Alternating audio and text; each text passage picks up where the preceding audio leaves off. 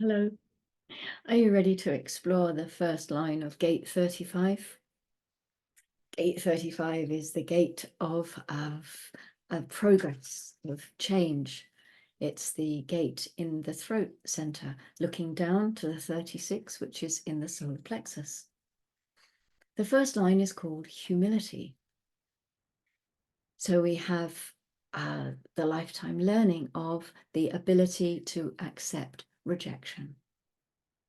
So the basis of progress, the basis of experiential talent is humility and the ability to accept rejection. The exaltation tells us the artist that accepts rejection as part of the process, acceptance of change and rejection as part of the process. The artist. This is the language of creativity that comes through. It's both the 16 and the 35. These are mirrors of each other, these two gates. In the detriment, we have a self-destructive reaction to rejection, loss of worth, change and rejection as humiliation. The creative process is not aware.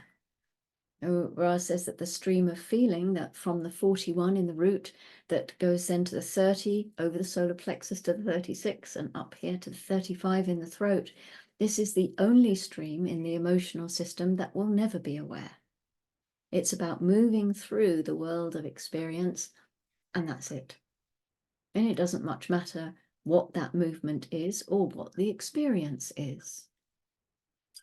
Gate 35 has to wait, which is an interesting thing to consider because the grounding to gate 35 is gate 5, which is the gate of waiting. It is waiting to act. On its own, it's a throat gate, and the throat is not a motor, as we know, and it doesn't have any energy. So the 35 has to wait for the 36 to connect it to the solar plexus to give it a bit of the energy that comes through from the emotional wave. This is not the spontaneity of the splenic center. This is a gate in the manifestor channel. The strategy for the manifestor is to inform before acting. So having the connection there to the solar plexus can be very helpful because it gives the manifestor just a little bit more time to consider who is going to be impacted by their actions and giving them the opportunity to inform them. The 35 as a hanging gate, a gate on its own in the channel, it doesn't have that same brake system. So, well, unless it's in the sun and it's got the 5 giving it a little bit of a waiting thing, supporting it and grounding it and slowing it down, but that still isn't quite the same as having the wave to run and to go through it. So some awareness might be needed around this particular gate and how quickly it moves into experience. Gate 5 in the first line is called perseverance. Is this the persistence of the first line in encouraging the 35 to wait? Or is this the perseverance to try again when an experience doesn't work out? There is expectation here in the 35, even though we usually say the experiential way is about the experience and not the expectation. Perhaps this is saying, if at first you don't succeed, try again. What do you think? Ra hated that saying. He hated that it had that kind of thing that came in with the 35. If you have this activation, how does this land with you? The moon. The moon is still in gate 25, the gate of innocence in the G center. And then at 11 o'clock, it's moving into gate 17, which is the gate of opinions. This is the Ajna gate that brings the message that those who wish to rule must know how to serve. It brings a need to understand how things work, the ability to easily see the functioning of particular patterns. There can be an anxiety here that our opinions won't be taken seriously, if they're even heard at all. This is not a throat gate. 17 needs the 62, both to substantiate its opinions with its facts and its details, but also to get its opinions out, to get that pathway down to the throat.